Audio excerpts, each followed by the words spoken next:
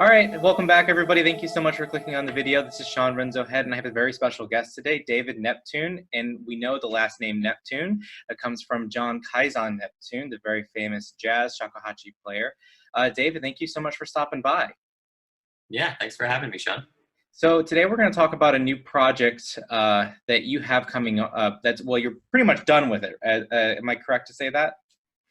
And Yeah, basically. And I apologize for this helicopter sound right now. Should I wait for this? oh no, don't worry about it. I can't even hear All it. right. Okay. We are at the tail end of just finishing up the film, and it's done, but all the finishing process, of course, to get it to the theater is just underway. And we're actually screening in a theater in Japan starting October 5th for 1 week in Eurospace, which is in Shibuya in Tokyo. So we're going to be doing that. And this is a film that's obviously near and dear to me because it's about my own father. And I've been working on the project for about 5 years now. We started with a very small team, and it grew and grew until it kind of became what it ended up being now, which is, in my opinion, pretty... I mean, it's like a dream come true as a filmmaker to have like such a great team come together and have something really high quality to be able to show the world. So I'm really excited. So what is the title of the film called? It's called Words Can't Go There. Okay, awesome. And so this is it a full biography of your father from birth till now, or is it just doing the shakuhachi stuff? It basically is sort of a full biography. It goes through pretty quick, you know, the childhood and all that stuff, and focuses on his time in Japan. And inevitably, our family sort of became a theme or a sort of aspect of the film that I think is very interesting, because my dad is a very focused individual, and he's an artist, and being an artist that's really 100%, over 100% focused on your art form, it's really hard to balance things in your life, including like family time and that sort of thing. So I think it has a really interesting angle because not only did he have some challenges when he first got to Japan, of course, where, oh, you know, you're not Japanese and you're changing the design of the shakuhachi, for instance. Like when he started making shakuhachi, he started looking into the physics and the acoustics of the instrument and realizing that, hey, like there's ways that this could sound even better. If there's like bigger holes, I get more power out of this, you know, those types of things. And and that's really funny that he would have that sort of backlash because Japanese people were doing that already. You know, they like, I mean, not to the extent that your father was, but Miura Kindo was making larger hole shakuhachi with wider bores. And I don't remember reading anything about major backlash, but actually people would say, if you want a strong shakuhachi, you get a Miura Kindo. So I find that, you know, very, very strange that, you know, with the wide hole flutes and wide bore, that would be such a backlash. And maybe it is the fact that he was one of the first foreigners to come in and work, you know, change something about this historical instrument. yeah, definitely. And I think, you know, this was like in the 70s, right? This was like, I think when he started messing with flutes was like around the late 70s, somewhere around there. Yeah. Or mid 70s. So I think it's still pretty early in terms of foreigners coming in and learning the shakuhachi and that sort of thing. I know Riley Lee and him were kind of like two names that were really working hard at the shakuhachi at the time. Yeah, and what's also interesting is this is the time that's before the big economic boom of Japan as well. So the culture, it was much different even at this time. And I think that's something that I hope that you go into in the film is how different 1970 was from like 1989. Like just that 20-year period right to the 90s is night and day. Mm-hmm. It's kind of similar to the from the Meiji Restoration as well, when before kind of like their own industrial revolution came, like before trains were there, and then when they introduced trains 10 years later, there were trains everywhere, and Japan had completely changed almost overnight. And there's accounts of that for people that were going there at that time in their own biography or their own journals, saying like how much Japan changed in just like a 10 to 15 year period. And we see that again in just recent history. Oh, wow. Very interesting. Yeah, we do go into a little bit of that just via the fact that we were able to. My dad sent me a box of 56 VHS tapes from our closet in Japan, and I had the joy of going through and labeling which ones were, you know, that didn't have mold because they all had mold growing in there. Japan is so humid. There were 5 out of 56 tapes that were just clean that we could just pop in a VHS player and watch. So we had someone clean all these tapes and digitize them for us, and we found a lot of gold in there. It's like Awesome. some of the tapes are like 1979, you know, like VHS tape from back then. I'm like, okay, I didn't know VHS existed back then. But we have a lot of pretty great stuff in terms of archival in the film as well. So I'm really excited that we get to sort of paint the picture from that angle as well, in the past, his sort of past journey. You know, I kind of shared this similar experience, and I know how nostalgic it can be to watch some of the videos of like of our ancestors, especially people that we know, or even just like you see your great grandfather in a video. My family has a video from 1945 of them playing, just playing at a fair, and it's so weird. And this is what makes me think that my grandfather was a bootlegger, because there's no way he could have like people didn't have money back then. How did he have enough money to have his own camera? And it was absolutely wild. So we were sitting there watching it with my aunt, and I saw like this person, and she goes, "Oh yeah, that's your great great grandmother." What? It's like, and I see this video of this person, like, without this person, I would never have been. And it's just, you really can't, I don't like the word surreal, but that's a surreal experience to see your great great grandmother moving and walking around. So it's kind of literally, so I understand that nostalgic feeling and how cool it is to like watch your own father at like age 20 and doing all these incredible things. And so now I want to talk a little bit about you, because you've actually experienced some of the same things that your father has, because you grew up in Japan and you were born in Chiba, correct? Yeah, I was. Yeah, and real quick before we switch to that, I just wanted to mention, because this sparked when you were chatting about the nostalgic aspect. That's essentially why I made this film. Is that I just knew that I had to tell my dad's story. Like, I wasn't a documentary filmmaker or anything before this, and I just thought to myself, all right, I am a filmmaker. I've been making new media, like viral videos of like Japanese and American culture sort of intersect and not being able to really meet eye to eye. And we've been doing a lot of comedy videos like that. I did that for a number of years and saw some success, but it wasn't really,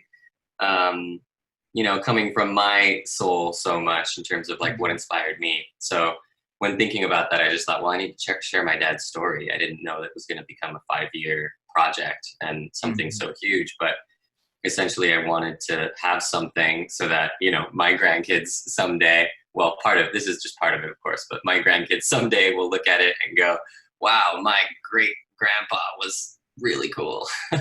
Yeah. So it's kind of like what you're saying.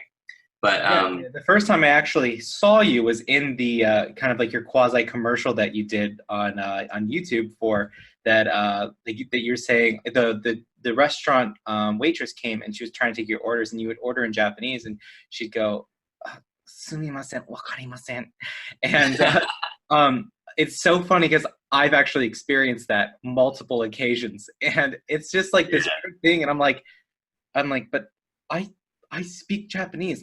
Did I do something wrong? I'll try it again. Maybe I messed up the pitch.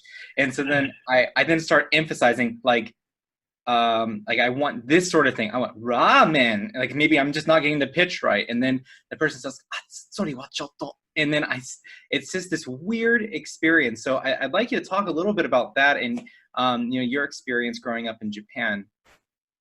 Now, sure, are you half Japanese or both? No. So my parents met when they were at University of Hawaii together and came to Japan together, essentially. So, no, they're both American. And but I was born in Japan and raised there, and I lived there till I was 15. So definitely had more of a Japanese upbringing than American. But to answer your question, I definitely experienced that too. And it's a weird thing, you know. It's just I'm sure things are changing gradually, but it's just like this disconnect between the video and the audio, you know, in a way. The visual and what they're hearing just doesn't make sense, and I totally get that. But it's a funny thing, and it always happens to my dad whenever we go through, like we go surfing in Japan together a lot, and we would go through McDonald's, you know, to get like a quick something, and he would try to say something like fillet of fish, and he doesn't really know how to say the katakana version of the English language stuff. So when he tries to say fillet of fish, it just doesn't quite sound right, and they're like, もう一度お願いします. You get so frustrated. That's like the one time that I see my dad frustrated pretty much ever. You know, that's really funny because actually a good friend of mine, he studied in America for a very long time and got this incredible English accent to the point where he actually sounds almost American. It's quite impressive. And when he goes to Starbucks, he'll order like coffee shot to waffle. And they go, waffle って何? Oh, I'm in, it's like waffle. And then they go, I know exactly what you want. So, it's really funny. Like to us, it sounds like waffle and waffle. It sounds so similar. Like how could you not get that? But then there is that sort of kind of disconnect between the two languages, even though it is an English word. So I find that really fascinating, and I could talk about that for hours because it's just quite crazy for me. So Yeah. we'll come right back to the film, but I also want people to know some of the other work that you do as a filmmaker. So what are other things that you like to do in addition to like these, you know, viral videos, which they really do quite hit some high numbers and they're very much liked online? Yeah, thank you. Well, right now I've been kind of going down this documentary path, pretty focused right now on that. So just recently I was a story producer on this series on Netflix called Street Food. Mm-hmm. And that turned out really great. I'm really proud of the work that we all did on that one. And story producing, for those of you who might not know, is basically taking interviews and looking at the sound clips and putting them all together into the arc of the overall story. So I would sort of be the step that the footage takes before it reaches the editor. So I would put together scenes and hand that over to the editor. So I've been focusing a lot on that. And right now I'm finishing up actually a documentary for Fox Sports that's airing actually the playoff game on October 4th here in the States. And it's this show called Truth Be Told, Rick and Keel. And Okay, that's you? That's awesome. Yeah. Have you heard of it? Yeah. I'm some of my really nerdy friends are for sports are looking forward to it. They have some insider scoop, and they were saying, "Dude, you got to watch it, man. It's gonna be great." And I'm like, I don't even know who that is, but sure, okay, I'll watch it. Oh, no kidding! I'm so curious who these people are. Yeah, I'm pretty proud of what it's turning into. It's really cool, and this guy has an incredible story, like total prodigy to sort of completely losing his ability to, you know, crawling back up, and it's a beautiful story. Like I won't ruin it too much for you, but yeah, but we definitely need those kind of things because we always have doubts about ourselves. I mean, I think a lot of artists, especially, and people. I mean, I think of people who do sports as also like an artist, because the art of working out and art of training your body is absolutely gorgeous. And I think we all need to see that sort of thing, because that inspiration helps the next generation push to the next thing. Like, I mean, a good example of this is without Michael Jackson, there would be, or sorry, not Michael Jackson, without Michael Jordan, there would be no Kobe Bryant. Without Michael Jordan, there would be no James Harden. You know, that somebody who sets that next level of standard. It's a very interesting psychological thing. We see it in the Olympics all the time. First person goes and they do this amazing run. Then the next person goes and they break the world record. And the third person's like, oh man, the pressure's on. And the audience is like, there's no way they're going to do it. They're going to choke. And then they break that world record that was just broken. And I think that this sort of content that you're producing is what is really makes society a better place, makes the world a better place. Everybody wants to start working harder and being a better person. So, reason why I wanted to interview you so badly is because this sort of content is absolutely invaluable. It's, of course, it's going to make money and whatever, but the lasting impression that it's going to have on the world is something that you can't pay for that. I'll give you the tip later, Sean. No, okay. I earned my 5%. But all seriously, I really do. Yeah. I appreciate this sort of content, and that's part of the reason why I wanted to do these interviews as well, is because there isn't really a forum and for shakuhachi music. There's written stuff, but the world is becoming so. I want to listen to stuff. I want to watch stuff. I don't want to read. We're getting very lazy, but we're still inquisitive, which is a good thing. And it's these long form interviews are becoming so popular. I mean, Joe Rogan's podcasts are like 3 hours, 4 hours long, and my friends and I will sit there. We'll watch the whole thing, and but I won't watch a 30-minute TV show. So it's kind of crazy. But to backtrack, I do have one complaint about street food. Oh yeah. It made me gain 10 pounds. Already, huh? That's pretty quick. Yo, I watch it, I start eating. Yeah, it's shot beautifully, and that food, oh, it looks so good. Yeah, I wish I could have gone on the road with them, but I was just in the post-production side, so I never got to try it. But that was gonna be my next question. I was like, did you get to eat stuff? And no, I didn't. And yeah, I'm definitely planning on going to all the places in the Osaka episode. First chance I get, because there's some cool ones in there. Yeah, I did the Osaka episode and the South Korea episode.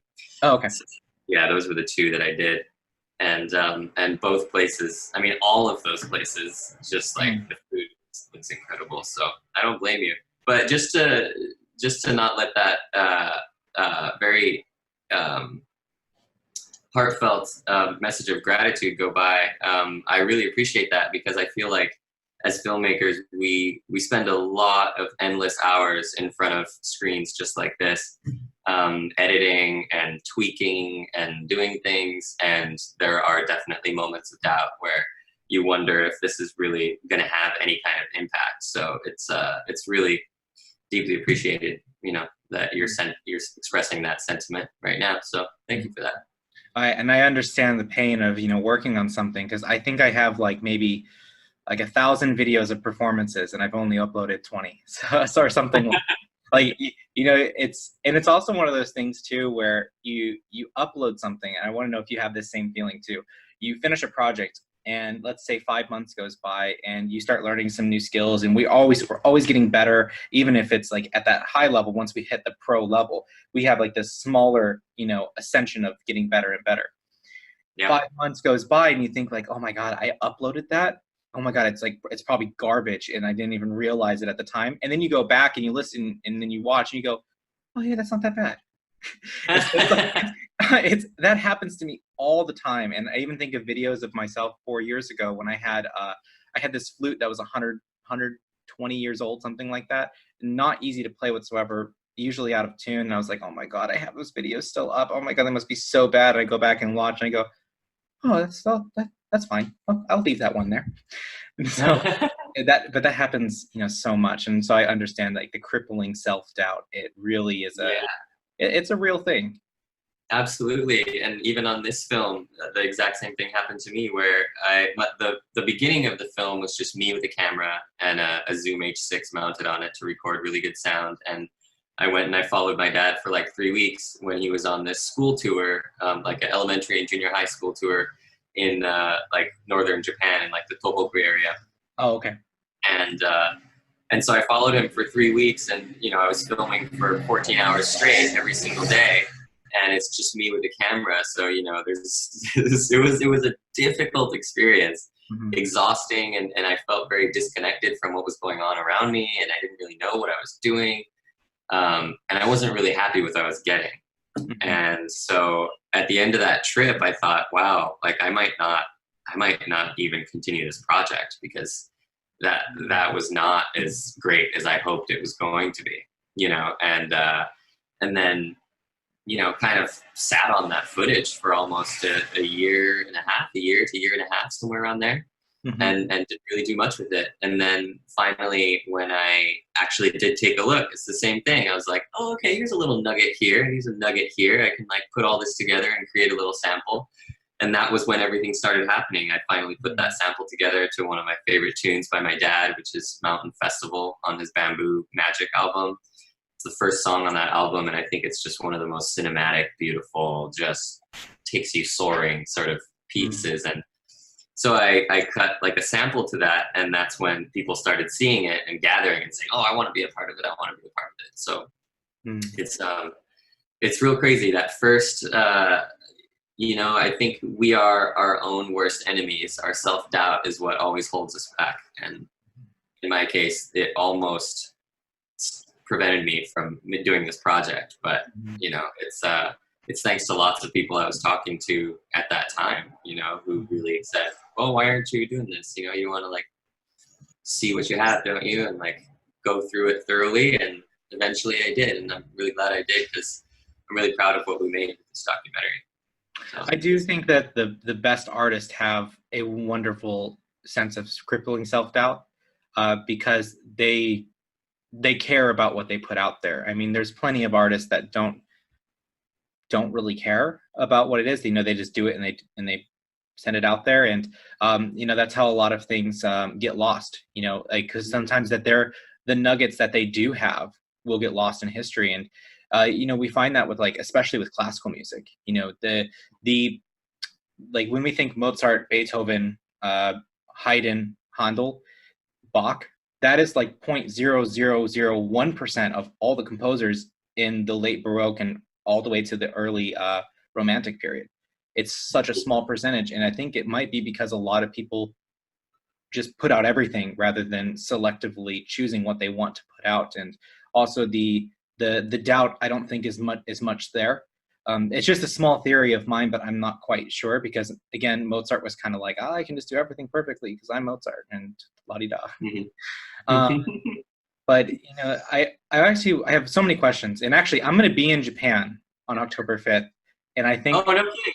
I think I want to go to the screening. I want to go see it. Oh, that's great. Yeah, please come. And if you can't make it on the 5th, it's on for a week. So, you can pick and choose. I'll be there every day except the last day, which is October 11th. So I'll be there all the other days doing like either a talk or having a special guest afterwards and that kind of thing. So. Okay. Yeah. I'll be there for the 5th and the 6th, and we'll talk later about some times and see if I can actually make it, because that would be quite a really nice follow-up after this interview, actually seeing it, and then I can give my reaction to it. That'd be great. So I have a couple questions about the film, and if there's anything you can't answer because of obvious reasons, just let me know, and then we'll just say, okay, next question. What was the most difficult aspect of making the film? Well, the first thing that comes to mind, man, there's so many difficult things. It's not an easy road making a feature documentary. The first thing that popped into my mind is about my father personally, which is just that he's an artist and a performer, and he very much has that persona. So he very much has that entertainer mask on, and he can be he is very charismatic and is an absolute joy to be around.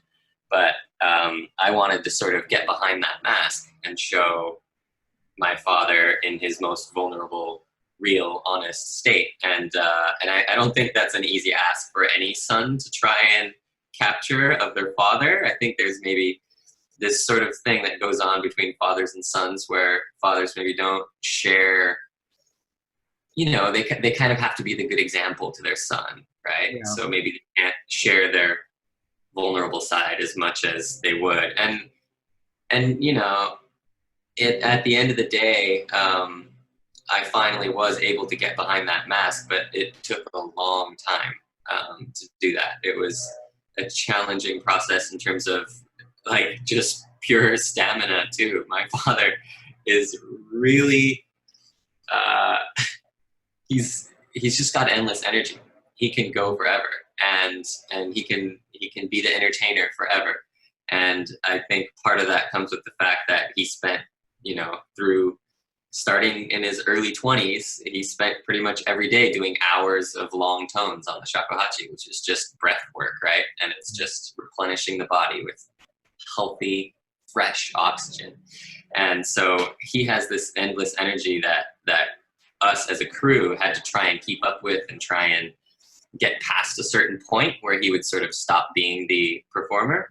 And we were totally able to do that. We got through, and we figured out, that we just have to keep going until maybe like, until it sort of falls away. So we did that, and that was one of the most challenging things. And then the most challenging for me personally in terms of filmmaking is always the editing process. It took we were still shooting here and there, but it took about 2 years for us to edit this together. We shot about between 500 and 600 hours of footage for this, and did, I think, 70 interviews, and we had, like 60 hour to 3 hour long VHS tapes of archival. So, I mean, this was a really big project, and I have enough material to make 3 separate films at this point. And not a single frame would be overlapped, but having that said, the editing process was definitely difficult, because we had, every time it seemed like we had some sort of accelerated deadline that we had to meet. We received a grant from the Bunkacho, the Ministry of Culture in Japan. And with that comes requirements for screenings and that sort of thing. And so, to make it on time for that, we had to make some sacrifices in terms of how we would have liked the workflow to go, which is always a good thing, I think, for art to be on a really tight deadline. And of course, there's like reasonably tight, and then there's really, really difficult. But we're always living in a world that's somewhere in between there. So those are the 2 most challenging aspects, I would say. Now, what do you think your favorite scene is? And you don't have to give us any information about it beyond just saying it's this particular moment or something like that. So what's that favorite scene? Yeah, well, for some reason, one of the scenes that always gets me is a scene where he's doing a rehearsal with the Watanabes, are mother and daughter koto duo. Well, not a koto duo, but they're both koto teachers and performers. And my dad's known the Watanabes from before I was born. And so they're really close family friends. And we did a shoot when he was doing a rehearsal at their house, at their koto lesson, studio. And it just, something about hearing, 12 kotos all harmonizing with the shakuhachi, like soaring above it, and the stories that they're sharing in that moment. It's really nice, and it comes at a nice moment in the film. So for some reason, even though it's not like this big scene, there's plenty of scenes that I love that are very, very big and cinematic, but that's one that sticks out in my mind. Did you have any inspirations from, and this is just me guessing, did you have any inspirations from like the golden period of Japanese filmmaking to throw into this film, or did you do any of that subconsciously, you think, or is it more just really this is a straightforward documentary? Like, what kind of film art can we expect? Well, to your first question about the golden age of filmmaking in Japan, I would say simply no. It wasn't really inspired by that style of thing. I was really inspired by Jiro Dreams of Sushi, the documentary about this, the sushi chef in Japan. And that was made by a guy named David Gelb, who is also the creator of Chef's Table. And Chef's Table is one of my favorite shows on Netflix, and that's always been a visual reference for us because it's shot so cinematically and beautifully. And incidentally, David Gelb is also one of the executive producers of Street Food, and so it's kind of crazy that working on Street Food was this big full circle moment for me because I'd always wanted to do something with David Gelb or with Boardwalk Pictures, the company that does Chef's Table. And my friend Tamara, it was producing Street Food all of a sudden, and so I got to jump on board on that as a story producer and work with David Gelb as well. And so that was a really cool full circle moment. Like I did the documentary because of that, essentially, and because I had the idea to do the documentary, but wasn't really sure that I was ready to take that big leap, because I knew it was going to be years of my life, you know, I would be doing it. But seeing Jiro Dreams of Sushi, I thought, oh wow, like if this is really cool, and I could do this sort of thing with my dad, because my dad's a shokunin, right? He's a craftsman.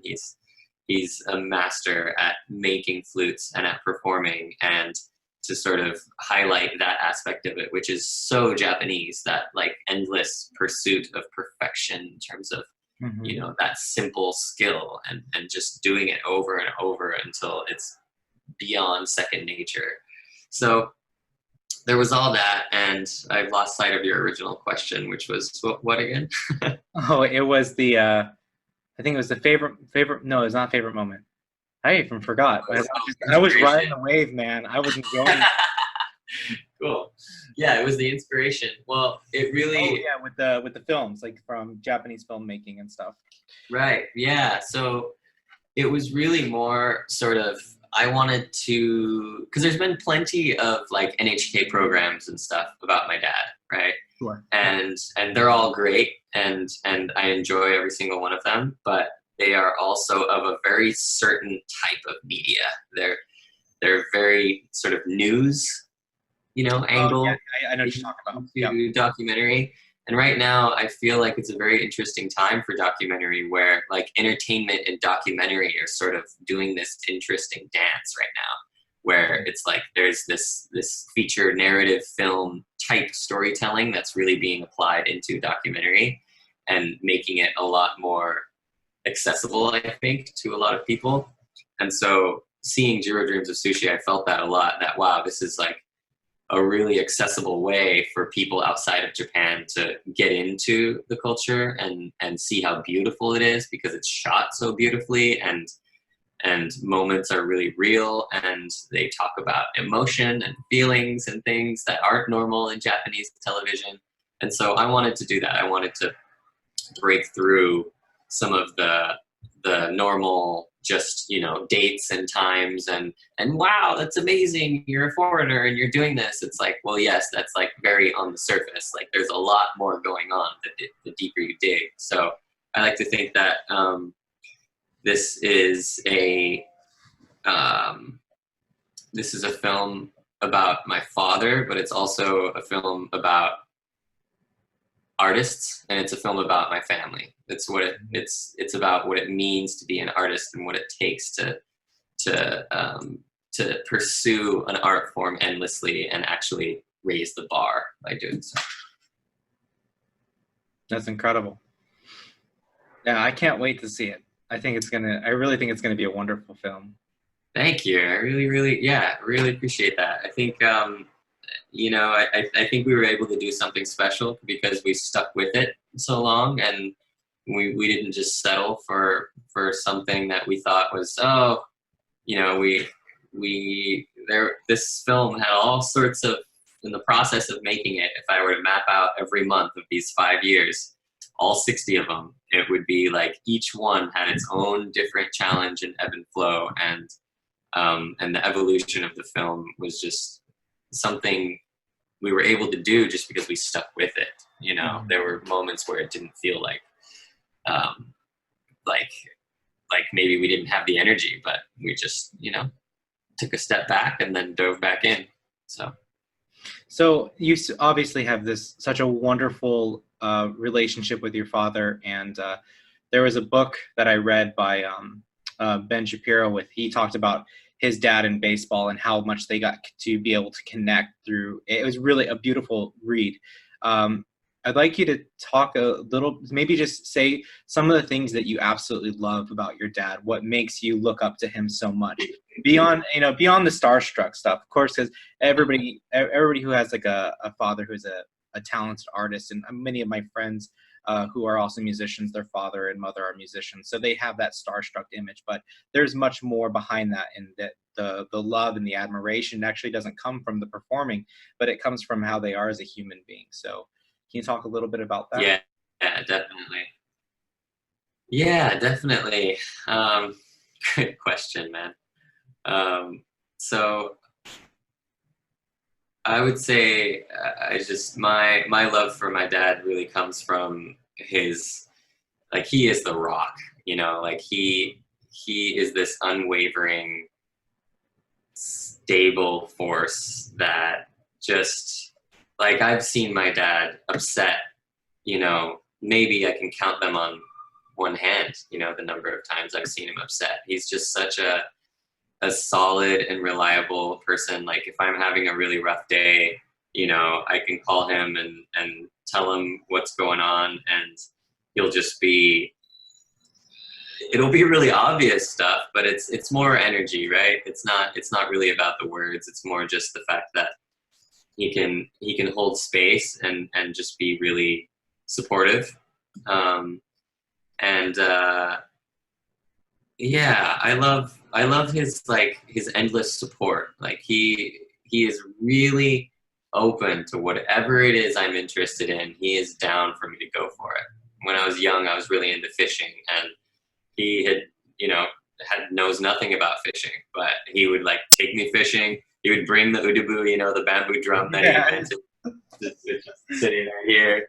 These guys, he would bring it with him to the lake, and he'd be, like, playing away, you know, while I'm, like, fishing out there.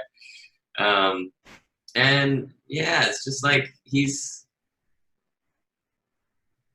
so easy to love, you know. He's like really charismatic and always has a lot of energy to bring to the table. Mm-hmm. So I really appreciate that about him, that yeah, he doesn't ever seem to run out. You know, his glass is always overflowing, essentially. So I can tell you my favorite thing about your father, because I have not met him. I hope that I can. Uh-huh. But I've seen him from performances and interviews. And so this is the thing that I find most impressive about him, and also the thing that I like most about him. Every single video I've seen of him, every performance I've heard, every time anybody's ever talked to me about him, sincerity is the number one thing they mention. And I think that's the thing that lacks the most in musicians. They view their craft as a job, which it is. It's how we make our money and whatever. But there is I think that your father views that, yes, this is my livelihood. Yes, this is my money. But damn, I'm so lucky, and I love this thing so much. Let me show everybody how much I love this. And then from his love just outpouring, and I think that glass overflowing with love for the art that he has in this specific aspect of Japanese culture, makes everybody go, wow, this is such a cool, amazing thing. And I think that's why so many people have started Shakuhachi, is that he is, like, you know, before he was riding the wave, and now he's kind of become the wave of making people, like, they want to ride that wave too now, and that wave is playing Shakuhachi. Wow, I love that analogy. He was riding the wave, now he is the wave. Yeah, trademark. He does right here. That. It's yeah. So anytime you use it, $5. Maybe that's the copy we should put on our English poster. We're still trying to figure out the copy for our English poster. I would do it. I would do it. What, he was riding the wave, now he is the wave. Yeah. So yeah, he has this childlike joy that he brings to everything, right? I wasn't really thinking in terms of his performance and his music. I was thinking about him as a person when you asked the question. But well, you know, even so, because, you know, that's just the only medium that I've seen him in. But I can tell that sincerity is that when he wants to do something, he's gonna do it, and he's gonna love it. He's not going to BS you about it. That's how I view it. And even like the story of you telling me of when you wanted to go fishing, and, you know, he's not into fishing or whatever, but he's still going to go and support you 100%. That's like, like, he's sincere about that. Like, yeah, I'm going to be there the entire time. That's a sort of sincerity that is a rare. Yeah, but he's going to bring his drum because he's going to be bored otherwise. Well, that's important though. He's still being sincere. Oh, yeah. I'm going to be bored, but I'm going to bring my drums, and now I'm going to enjoy my time there while you do this thing.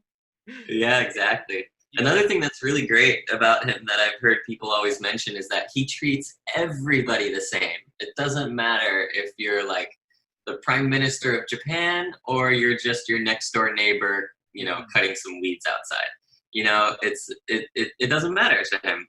People are people, and, you know, people are good people. So yeah, I really respect that and admire that about him, for sure. Well, David, this has been an absolutely wonderful interview, and I feel like just so inspired to just do more. And I'm really happy that I got the chance to talk with you. And I really hope everybody who watches this goes and checks out that film. I know it's going to be something really magical and beautiful. And I think you're right. I think the documentary, this idea of, and it's now entertainment and informative, because Mhm. history is the greatest story. It always has been, and I think it's just going to be wonderful. There's not much more to say. I think the film will speak way better than I can, of course. Yeah, absolutely. Thank you so much. This was great. And the film is called Words Can't Go There again. And if you go to Kaizan Movie, Kaizan movie.com, you can see more information about it. And we'll put information on there about how to go to the screening if you're in Japan. You can come and check it out. It'll be in Shibuya for a week starting October 5th. So Yeah, and I hopefully. think also everybody should just follow the Facebook page as well, and Mhm. follow all your content so they can find out when it's going to be nearby for them, so they can also watch. So where can people find everything to about this film, but also about you? Because of course you're going to be posting about this when it releases in a different city. Yeah, the easiest way is just to search for Words Can't Go There on Facebook. It'll pop up right away. We have our own Facebook, and that's a great place. And our website, kaizanmovie.com, has a link to our Facebook as well as our Twitter account and that sort of thing. So I mostly tweet in Japanese because it seems I've been able to connect with Japanese shakuhachi players the most that way. But you can check out all of our stuff there and yeah, and stay connected. Well, David, again, thank you so much. I'm really thankful that you're here. So, everybody, thank Absolutely. you as well for watching the video. Be sure to follow David and all of this new content that he's making, and go to see the film. It's great. You know, movie is such a wonderful art medium. You got to watch it. Thank you so much. I really appreciate you, setting up this time and having space for me to chat with you a little bit. Oh, absolutely. It's my pleasure. All right, everybody, take care.